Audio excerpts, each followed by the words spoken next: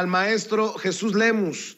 Jesús Lemus, a quien usted ha escuchado, ha visto en muchas ocasiones aquí en Sin Censura, siempre directo, siempre frontal, siempre con los pelos de la burra en la mano. El maestro Jesús Lemus, autor de libros como El licenciado sobre Genaro García Luna y Jaque a Peña Nieto y su imperio de corrupción.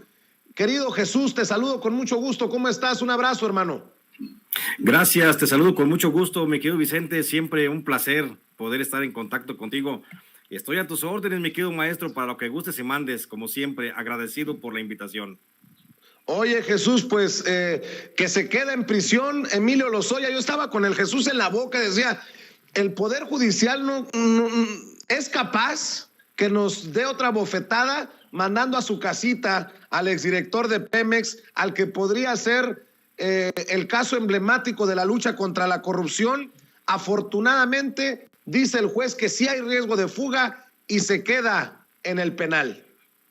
Bueno, evidentemente siempre lo existió el riesgo de fuga. Lo que pasa es que también pues, las redes sociales presionaron mucho a la Fiscalía General de la República para que lo llevara a prisión luego de que estaba viviendo pues cómodamente, pese a ser acusado, a ser indiciado por el delito de corrupción. Y bueno, hoy tiene que enfrentar las consecuencias. Efectivamente, Vicente, como tú bien dices, qué bueno que Emilio Lozoya pues se va a quedar en prisión al menos durante todo el proceso que dure el desahogo de su situación penal.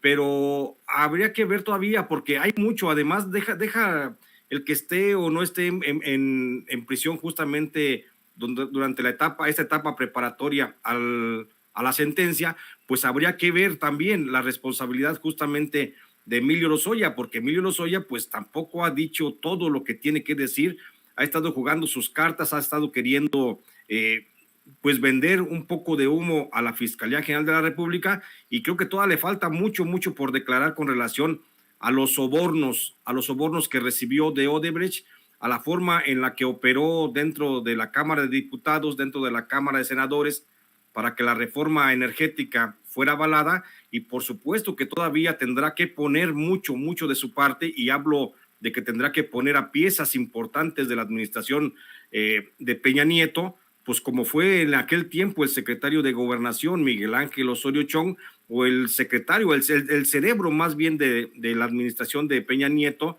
Luis Videgaray Caso. Creo que eso es lo que podría ameritar que se salvara el pellejo y que pudiera salir de la cárcel, pero por lo pronto creo que es una buena señal la que manda la Fiscalía General de la República, el que siga manteniendo dentro de la prisión, bueno, que fue una decisión finalmente del juez, pero pues por supuesto hay que tomar en cuenta también, lo hemos dicho, hemos sido muy críticos del fiscal Gers Manero, pero también hay que reconocer cuando hace aciertos como es en este caso, que la Fiscalía General de la República estuvo muy al pendiente del tema, no descuidó ninguno de sus líneas que manifestó ante el juez, y bueno, finalmente pudo hacer que un juez dijera, bueno, sigue Emilio Lozoya dentro de la cárcel porque es un responsable de los hechos de corrupción que se le señalan, y porque seguramente la Fiscalía está también extendiendo un poquito más el lazo para poder hacer más grande la redada que espera se pudiera lograr con otros actores importantes de la administración de Peña Nieto. Oye, importante también lo que dice el presidente Andrés Manuel López Obrador. Dice que los que hacían grandes negocios con la salud echaron a andar una campaña de desprestigio durante la pandemia pensando que el gobierno iba a dar marcha atrás.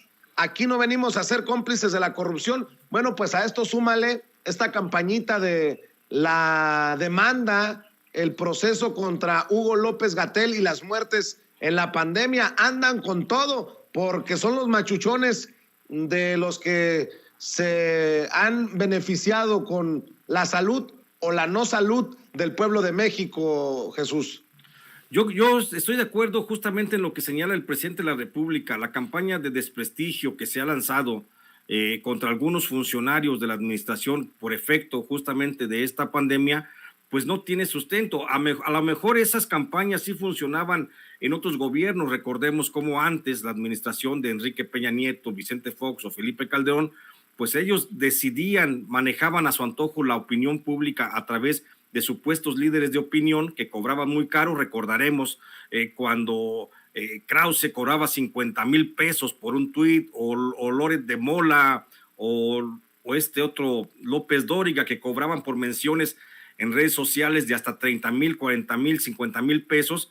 Pues ya hoy no les está funcionando. A lo mejor intentan hacer otra vez, quieren volver pues por los fueros perdidos, pero veo muy difícil. Como dice el presidente, Vicente, creo que tenemos una sociedad más avispada, tenemos también un contrapeso informativo muy importante que está en las redes sociales a través de plataformas como esta. Por supuesto, tenemos trabajo periodístico serio, muy formal y muy importante para la población, como el que se hace desde esta trinchera de Sin Censura, y creo que eso también contribuye mucho a que estas campañas de desprestigio pues no vayan más allá. El caso del doctor López-Gatell, que está siendo señalado para que se le inicie una averiguación previa por delitos por delitos graves de salud, y pues imagínate, ¿no? Pero lo que dice el presidente de la República, creo que también lo debemos de replicar los periodistas, seamos o no seamos militantes de esta cuarta transformación, seamos o no simpatizantes de esta cuarta transformación, debemos de hacer réplica a lo que ha dicho el presidente, que en términos generales se está haciendo un buen manejo de la pandemia, se está enfrentando bien a la pandemia, que afortunadamente, como él decía, somos el 10º país en contar con una reserva suficiente de vacunas para la población.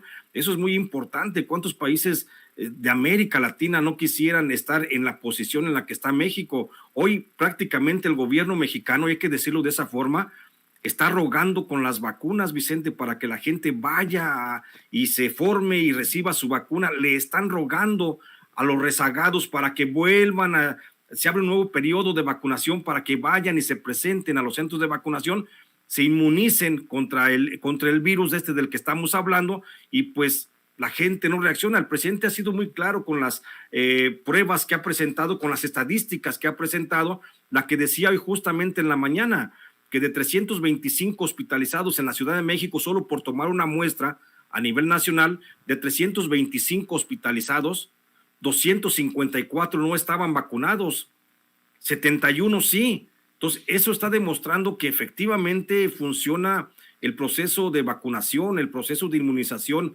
artificial que se propone a través de este método. No es como para que estemos realmente como están otros países. Mira, Vicente, te lo digo de manera muy, muy, muy honesta, ¿sí? Yo estoy justamente en una parte de Centroamérica, y acá donde estoy, mi querido Vicente, estoy viendo que hay gente que clama por tener acceso a una vacuna en Honduras o en El Salvador, donde están prácticamente agotada la posibilidad de vacunación. ¿Cuántos hermanos acá de Centroamérica no quisieran justamente estar en alguna localidad de México para poder recibir la atención que ha hecho el gobierno mexicano a la población sobre este problema? Entonces, se me hace, por supuesto, que es una campaña de desprestigio, es una campaña politiquera que trata de sacar raja política del asunto, de la situación que está viviendo México actualmente con la pandemia, pero en términos generales, la verdad es que somos un pueblo afortunado por contar con esta estrategia de vacunación que se ha diseñado desde la Secretaría de Salud y con mucha participación, te digo, del doctor Hugo López-Gatell, sobre el cual se han focalizado las baterías desde hace tiempo. Así es. Oye, Jesús, porque estamos al pendiente, tú, yo, algunos otros colegas, sobre el tema de la protección a periodistas. Ya se anunció una fiscalía especial para investigar los asesinatos de periodistas allá en Baja California, sobre todo los últimos, el de Margarito y el de Lourdes, y en ese sentido, no sé si te enteraste y me das tu opinión, hubo otro ataque a periodista, persiguen a balazos al periodista Santiago Martínez en Oaxaca. Durante la madrugada del miércoles, tras una persecución automovilística, sujetos armados atacaron a balazos al periodista José Ignacio Santiago Martínez cuando se dirigía a Juchitán, en la región del Istmo de Tehuantepec, en Oaxaca. La agresión fue evitada por escoltas que lo acompañaban y que le fueron asignados por el Mecanismo Federal de Protección para Personas Defensoras de Derechos Humanos y Periodistas, y ocurrió sobre la carretera Yosonicaje-Tlajiaco, en la región Mixteca, leo de Reporte Índigo, y obviamente también estuve al pendiente de lo mencionado por el presidente Andrés Manuel López Obrador en la mañanera. Tu reacción ante la Fiscalía Especial en este compromiso de ir hasta las últimas consecuencias en el asesinato de periodistas como Margarito y como Lourdes Maldonado, y este ataque que logra evitarse, o en este ataque en el que logra evitarse el asesinato de este colega periodista en Oaxaca. Dame tu opinión, Jesús, si puedes y quieres. Claro que sí, Vicente. Bueno, primero aplaudir, por supuesto. Es un noble gesto del presidente de la República que se haya establecido ya una fiscalía especializada, aunque para eso existe pues la Fiscalía Especializada de Atención a Delitos contra la Libertad de Expresión. Pero qué bueno que el presidente está poniendo atención para resolver el asunto del asesinato de Lourdes Maldonado.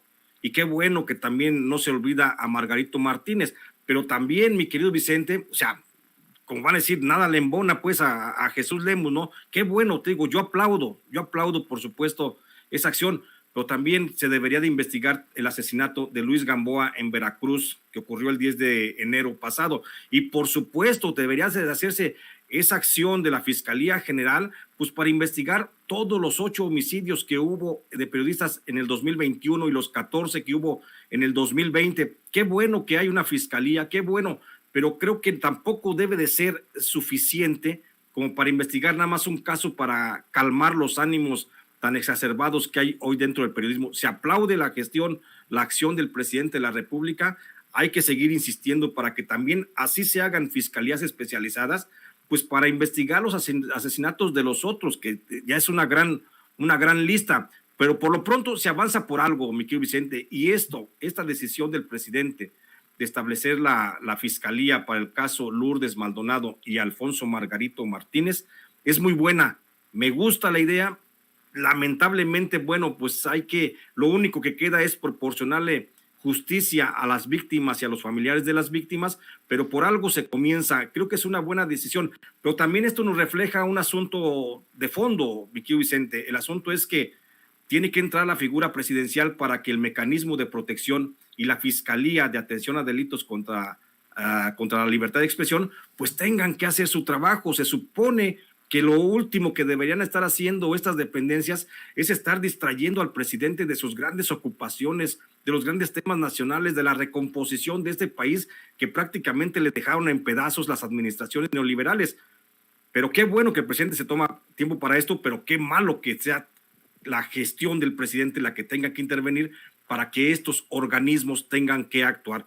Por otra parte, en el caso de Ignacio Martínez Santiago, que fue agredido a balazos, como tú ya bien lo refieres, allá en la zona de la Mixteca oaxaqueña, pues qué malo que haya habido esa agresión, pero también qué bueno que en este caso podemos alzar los brazos al cielo y decir, chingao, qué bueno que no le pasó nada, qué bueno que está a salvo el compañero periodista, qué bueno que nada más quedó en susto, porque me imagino que ha de ser un susto de la chingada, ¿sí? Pero qué bueno, a final de cuentas, qué bueno, y así como se reaccionó en este caso, los escoltas, que deben ser muy buenos, los escoltas que traía o que trae Ignacio Martínez Santiago, qué bueno que así pudiéramos estar la mayoría de los periodistas, digo, no balaceados, pero sí protegidos con elementos de seguridad muy importantes. Creo que este es el mecanismo, este es el ejemplo del mecanismo que realmente queremos en México, de mi querido maestro, porque un mecanismo que tenga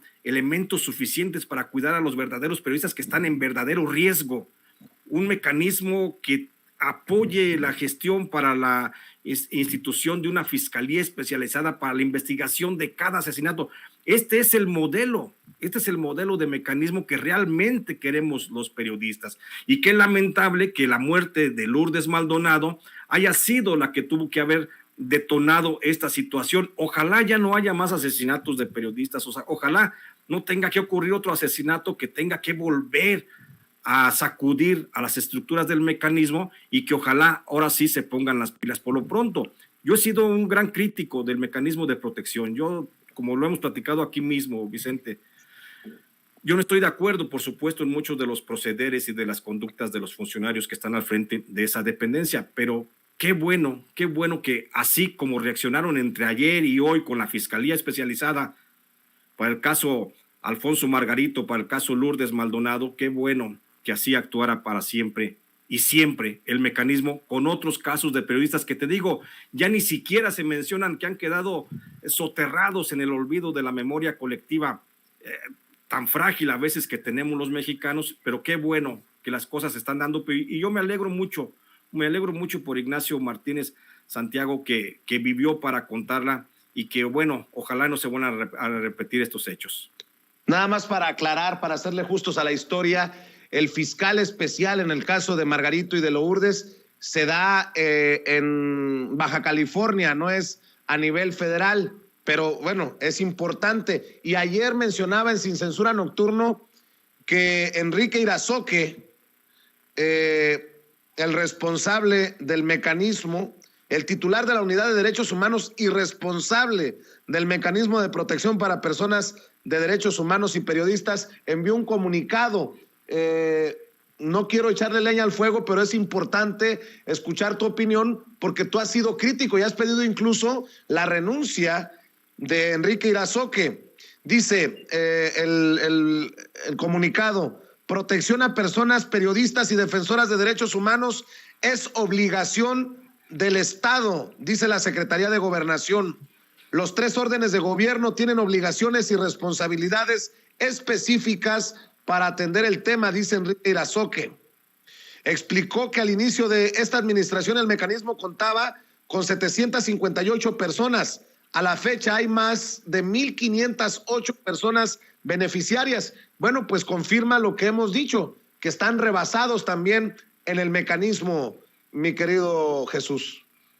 Sí, yo no discuto ese asunto. Por supuesto que el mecanismo está pero súper rebasado, porque yo también escuchaba una entrevista de Enrique Irazoque en el que él refiere que de esas 1,508 personas que están actualmente protegidas por el mecanismo, pues 492 corresponde a periodistas únicamente. Entonces estamos hablando de 492 periodistas que en este momento están, por razones que ellos mismos han estimado, están amenazados de muerte. Lo que yo no considero que deba de ser suficiente, también habría que ver eso, cómo está actuando el mecanismo de Enrique Irazoque. Ellos han establecido un mecanismo muy raro, Vicente, muy extraño, para calificar el riesgo en niveles. El riesgo es riesgo.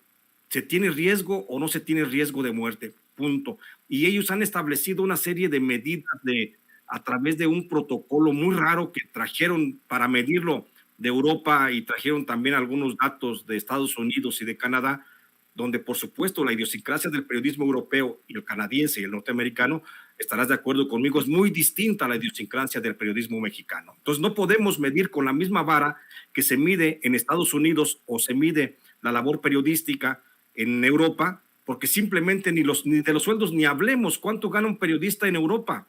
¿Cuánto gana un periodista en México? Promedio general, periodista en México gana 150 pesos al día, promedio general. Y un periodista en Europa, en promedio general, gana al mes cerca de 2,000 euros. Entonces, no tenemos, por supuesto, ninguna comparación para que nos midan de esa forma. El mecanismo de protección está aplicando sus protocolos para medir riesgos y es en función de esa medición de riesgos que también considero yo que se ha aumentado también el nivel de las personas que han ingresado al mecanismo. Hay que decir que hay un gran riesgo en México, hay riesgo generalizado en México para todos los periodistas, pero también a veces los protocolos que ellos mismos manejan en el mecanismo, pues son distintos. Te digo, quieren medir el riesgo, pero riesgo nomás hay uno, es como querer medir niveles de riesgo, ¿no? Entonces, es como cuando le dicen, ¿estás embarazada o no estás embarazada? No puedes estar poquito embarazada o muy embarazada o medianamente embarazada, ¿sí? Es igual para el riesgo, no puedes estar periodista medianamente en riesgo, con poquito riesgo o mucho riesgo, es un riesgo, punto. Entonces creo que también ahí, esto es lo que ha detonado que los índices, bueno, que la cantidad de personas registradas en el mecanismo, pues no sea la adecuada, sobre todo que no sean los que están y que no estén los que sean. En pocas palabras, mi querido Vicente, creo que de esos 492 periodistas que hoy tiene el mecanismo de protección, habría que ver quiénes sí realmente requieren de esta protección, porque ese es un tema también bien escabroso, que tenemos que señalar que hay muchos periodistas que por instrucción de Irazoque, porque son amigos de Alejandro Encinas, de tal o cual funcionario, así como los metía Jorge Ruiz del Ángel antes, lo podemos decir de manera muy clara, hay elementos para demostrar que Jorge Ruiz del Ángel, por voluntad propia, por amistad o por cariño con algunos periodistas, simplemente les dotaba de medidas de protección y los metía. Y entonces, con esa mentada situación del nivel de riesgo, se escudaban. Pero hay que revisar a fondo, por supuesto, el mecanismo. Yo aplaudo, te digo, hoy en este momento, en este día, a las 12:09 del día, pues aplaudo las acciones del mecanismo con relación a que se salvó la vida de Ignacio Martínez Santiago y de que hay una fiscalía especializada, sea estatal, que a final de cuentas tendrá que trabajar con la federación para el esclarecimiento de los casos de Tijuana, pero también habría que ver cómo está funcionando. Yo creo que no hay vuelta de hoja en este asunto, mi querido Vicente. Creo que los actuales integrantes del mecanismo ya dieron lo que tenían que dar. No puede ser que el presidente esté sacando la cara por ellos. El presidente tiene otras muchas más ocupaciones más importantes como para que esté también tratando de limpiar la cara a estos funcionarios. Creo que debe de haber una recomposición. Creo que Irazoque está muy rebasado justamente por las necesidades del periodismo para ser protegido porque así lo establece la ley. Pues querido Jesús, cuando se critica, que se critique cuando se tenga que criticar, que se reconozca cuando se tenga que reconocer. Afortunadamente hoy un periodista salva la vida gracias a la protección que le brinda el mecanismo. Mi querido Jesús, como siempre, agradecido porque hablas derecho y sin escalas, como dice un amigo. Mi querido Jesús, ¿por qué no cerramos invitando a la gente para que te apoye en tu canal de YouTube, en tus redes sociales? Gracias, sí, muchas gracias, Vicente. Ya sabes que las veces que sea necesario aquí estaré contigo, por supuesto, de manera más frecuente. Agradecerte por siempre, como siempre, este espacio, el poder estar en contacto con tu gran audiencia. Y bueno, si les gustan los comentarios, como ya decía yo, de este defensor de la ultraderecha, como me han catalogado algunos, pues que me sigan, que se acerquen a mi canal. Mi canal se llama J.JesusLemus. Ahí pueden escuchar mis comentarios. Transmito todos los días de las 9 a las 10 de la mañana y los sábados de las 4 a las 5 de la tarde. Y ahí estoy, por supuesto, a sus órdenes. Estoy en redes sociales como en Facebook como Jesús Lemus Barajas y en Twitter como @Lemus Barajas. Y ahí estoy, por supuesto, en contacto con toda la audiencia. Y agradecerte, como siempre, mi querido Vicente, la posibilidad de este diálogo. Te mando un abrazote y te debo una llamadita por ahí. Te marco muy pronto, Jesús. A tus órdenes, como siempre, maestro. Gracias. El maestro Jesús Lemus hablando con nosotros sin censura.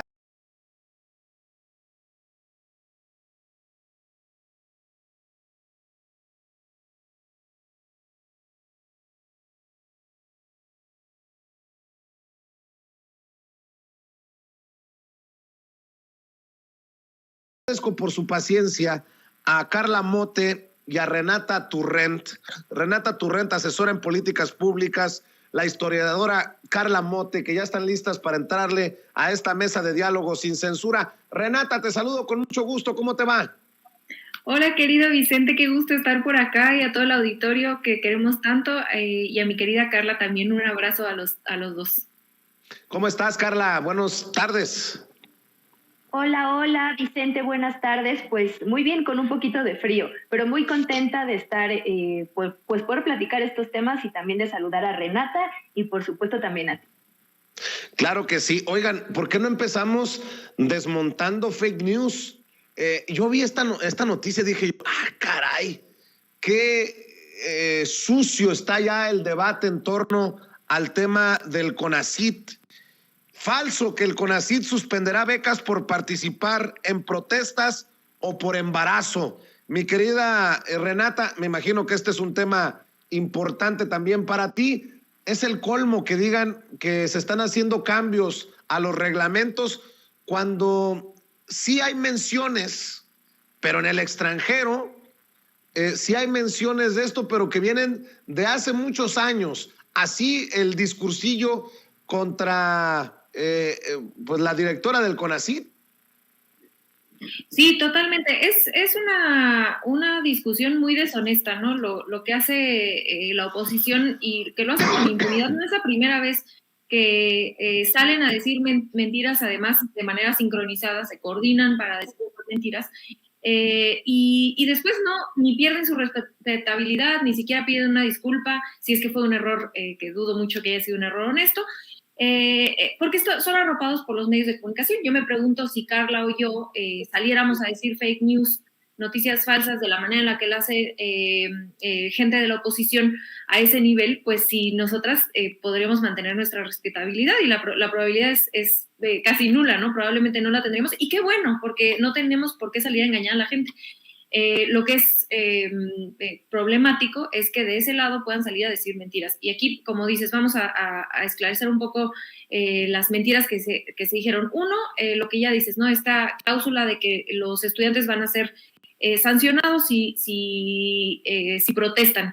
Bueno, esa cláusula está desde 2009 y basta con poner así en Google para sacarlo, ¿no? No es así como que tengas que hacer una grandísima investigación.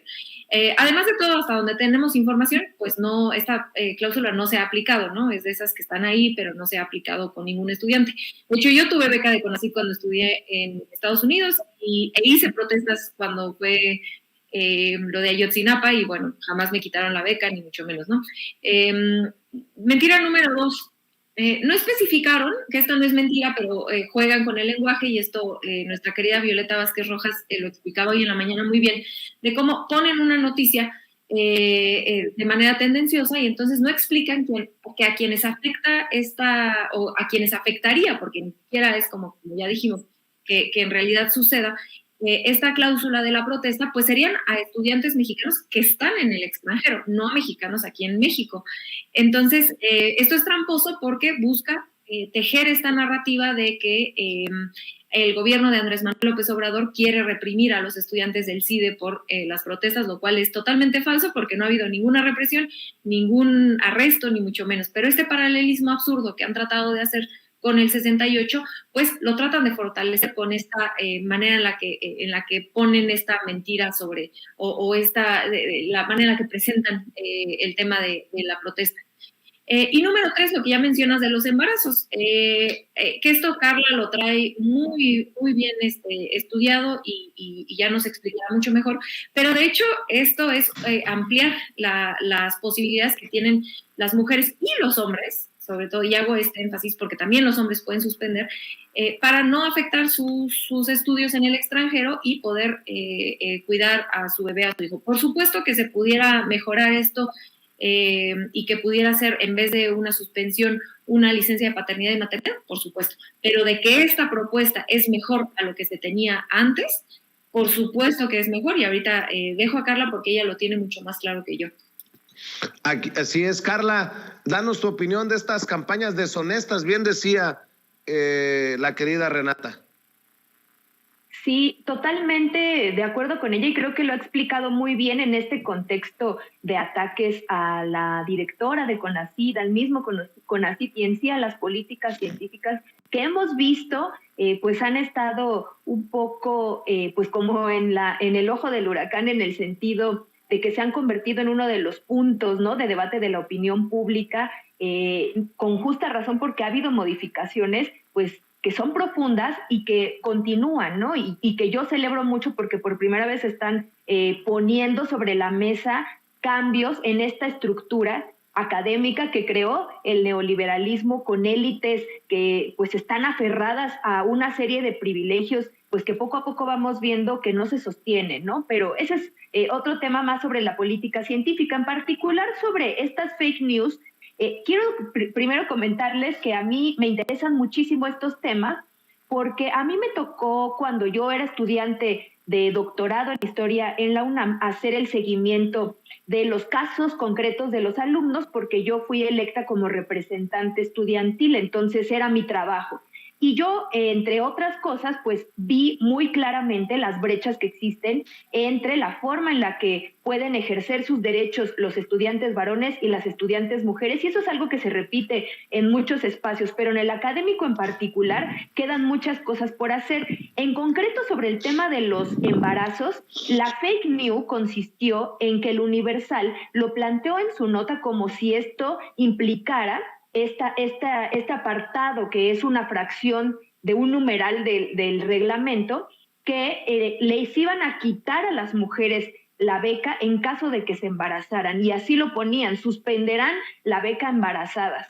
Y yo inmediatamente dije, ¿pero qué es esto? Bueno, lo que pasa es que antes no existía la posibilidad de que por petición propia de la estudiante se pudiera hacer una suspensión que no afectara en el lapso que tienen estipulados todos los programas de posgrado para terminar con los estudios. Es decir, si tú te embarazas si te embarazabas antes a mitad de tu maestría, tu doctorado, lo que pasaba pues era que tenías que continuar. Si tenías un embarazo complicado, si había un problema de salud, un problema familiar, pues entonces este derecho, digamos que no lo tenías por reglamento en CONACYT.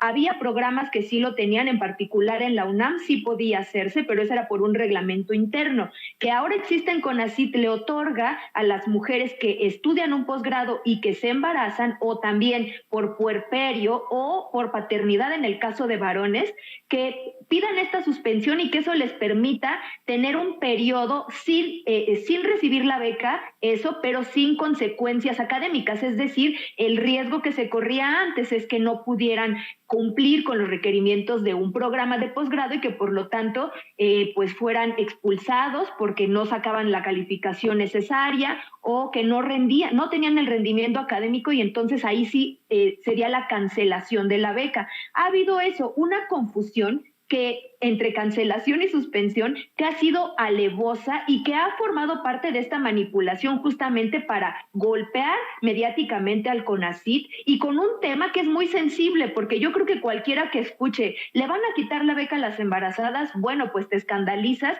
y es una reacción muy obvia, pues evidentemente cualquiera estaría en contra de eso, pero el punto es que ni se explicó en la nota qué es lo que decía el reglamento, cuál era la condición que tenemos ahorita todavía con el que está vigente, esta modificación que implicaba, y bueno, pues se fueron encima, ¿no?, de este tema, y tuvo entonces que salir CONACYT a desmentir y a decir pues que esto era una fake news. Es muy lamentable porque incluso miembros de la comunidad académica, que son los más preparados, los más estudiados, es la comunidad más ilustrada de nuestro país, continuó, digamos, con esta mala interpretación de El Universal, y entonces pues ya viene de nuevo este golpeteo, pues que hemos visto, ¿no? La comunidad científica, con todo y su amplia rigurosidad y preparación en estos tiempos, ha optado más bien por irse por esta salida fácil del ataque político, que se comprueba simplemente con revisar mínimamente cómo están las normas. Claro, ¿y qué me dicen, Carla, Renata, de esto que lleva al presidente a pronunciarse? Ya ven que andan ahora preocupados por la pregunta de la consulta de revocación de mandato, ya a 11:45, ahora con la pregunta, y dice el presidente, el fondo está claro, ¿vas a querer o no vas a querer? Se hacen bolas en la Suprema, en el INE, por todos lados, Renata. Sí, yo, querido Vicente, a mí pues me da un poco de desesperación ver cómo parte del Estado mexicano, en este caso el INE, en específico el INE y el Poder Judicial, de pronto no han sabido darse cuenta, o no se han querido dar cuenta que estamos viviendo tiempos de transformación, y se han quedado como atrás, ¿no? Como si siguiéramos en el viejo régimen, tratando de meter temas de fondo, desde mi punto de vista, los tratan de disfrazar con procedimientos. Entonces, lo mismo hizo el INE con la consulta popular y el Poder Judicial, que se metieron al tema de la pregunta, que yo entiendo, ¿no? La Suprema Corte tiene que ver que las preguntas sean constitucionales y etcétera, pero mi preocupación siempre es que se ponga por encima el procedimiento que la causa justa y la necesidad de tener esta revocación de mandato.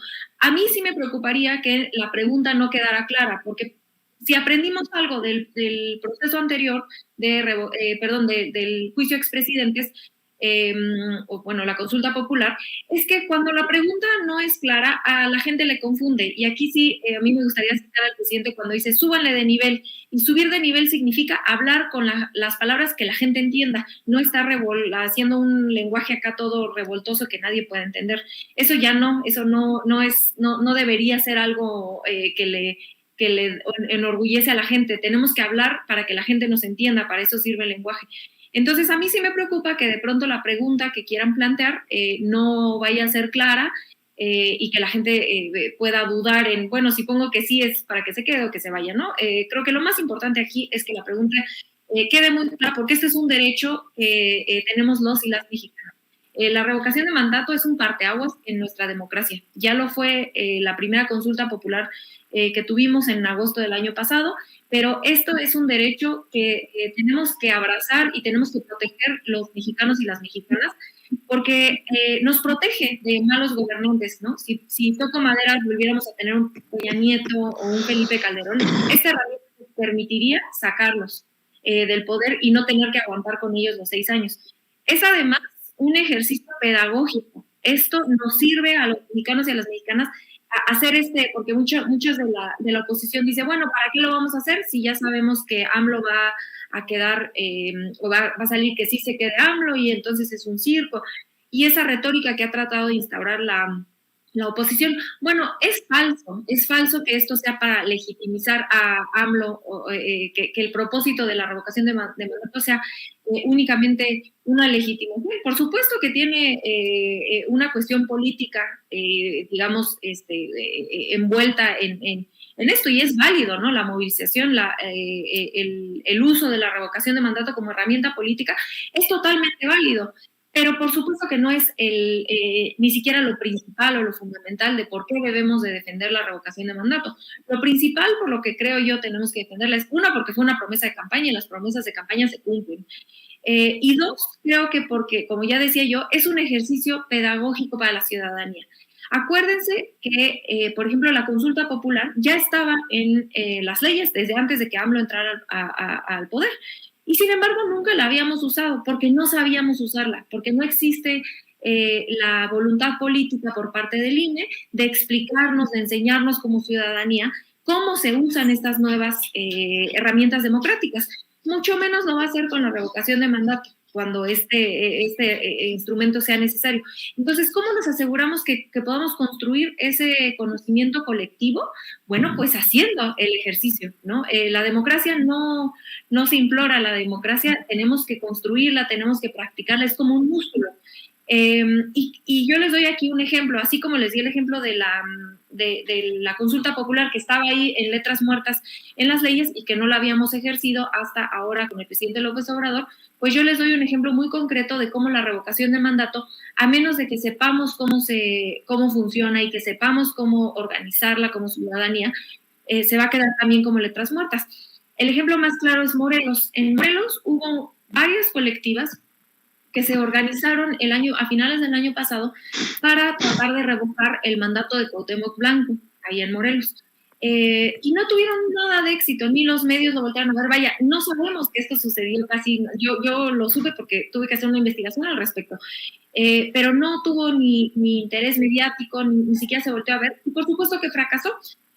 Porque los ciudadanos y las ciudadanas no sabemos todavía cómo hacer uso de esto. Entonces yo creo que la revocación de mandato tenemos que trabajar todos y todas para promoverla, y las autoridades deben trabajar para facilitar este proceso, para que este derecho en realidad sea un derecho y no esté nada más como letras muertas ahí en las leyes.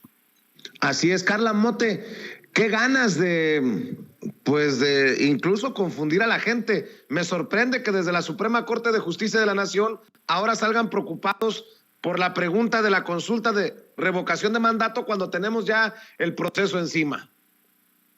Y fíjate que se está un poco repitiendo lo que sucedió en este sentido con la pregunta con la última consulta, ¿no? De juicio a expresidentes, porque terminó en pues que todo mundo le metió la mano a esa pregunta, pues en una cosa muy abigarrada, que era un párrafo como con 8 sentencias y bueno, la verdad es que la pregunta resultó ser un debatote y en este tema, con lo de la revocación de mandato, pues la oposición, desde que entró en 2019 y se empezó a discutir pues el tema, ¿no?, de incorporarlo en la Constitución, pues esto de si era una revocación o si era una ratificación, porque desde esta argumentación de la oposición, pues lo que hacía era ratificarlo e incluso llegaron a decir esta interpretación muy sobrada de que el objetivo final era la reelección, ¿no? Entonces, digamos que ha habido muchísimo debate en torno a eso y creo que la respuesta que da el día de hoy el presidente Andrés Manuel López Obrador en la mañanera es muy sensata en el sentido de que hay un planteamiento muy básico que es justamente profundizar la democracia participativa con una opción que modifica por completo el sistema político en el sentido de que la población puede cada mitad de sexenio tomar una decisión acerca del rumbo del gobierno que eligió. Entonces, pues la pregunta puede terminar siendo, como en el caso del juicio expresidentes, muy abigarrada. Esperemos que sea lo más clara posible y que hay una sentencia básica que es: ¿quieres o no que continúe? Punto, ¿no? De eso se trata. Yo creo que la máxima aquí debe ser simplificar la pregunta, que quede clara para todos, ¿no? Y pues en ese sentido, yo creo que, como bien comenta Renata, todas estas razones para que estemos, digamos, participando en este ejercicio inédito de la democracia mexicana, lo que hace pues es sentar un precedente. Yo digo que es dentro de las profundas transformación que está viviendo el país, una de las más grandes, porque a futuro pues plantea un modelo de democracia totalmente distinto, en donde hay una participación popular directa, ¿no? Y que viene sumado pues a todas estas otras iniciativas, pues entre ellas otra que yo creo que es fundamental y que es de las más profundas e importantes del sexenio, que es la reforma eléctrica, que pues va a fortalecer la soberanía económica nacional y que pues en su conjunto son de los puntos que van a quedar como más arraigados profundamente en la forma en la que se hace política, en la forma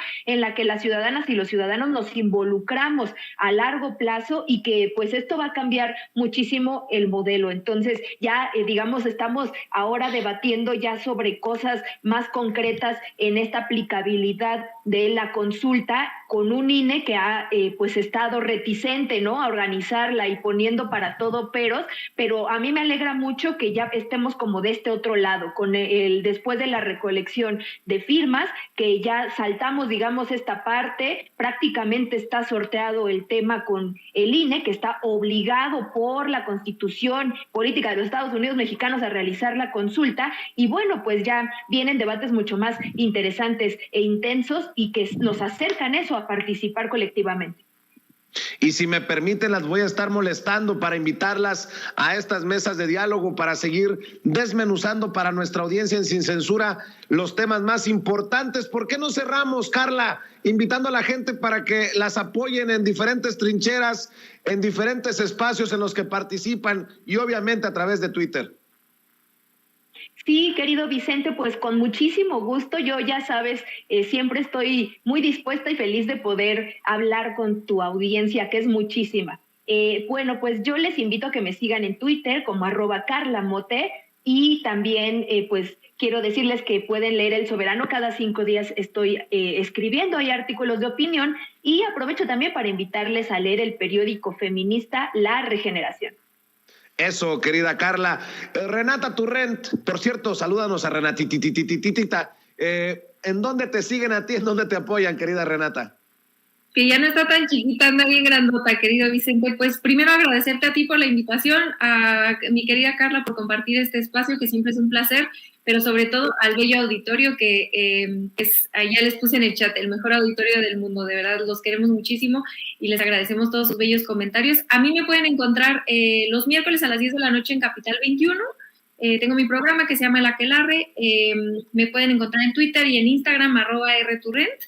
Y también acaba de salir el Regeneración de este mes, donde tengo un texto justamente de la revocación de mandato. Ese lo encuentran impreso en sus colonias y pues les mando besos, abrazos y espero estar aquí muy pronto. Nos encanta estar acá en Sin Censura. Claro que sí, nos vemos muy pronto. Gracias, Renata. Gracias, Carla. Un abrazote. Otro para ti. Adiós, adiós. Gracias, buenas tardes. Y bueno, amigos, amigas, regresamos en breve, pero mientras seguimos hablando sin pelos en la lengua, sin censura, usted puede suscribirse a nuestros 3 principales canales en YouTube.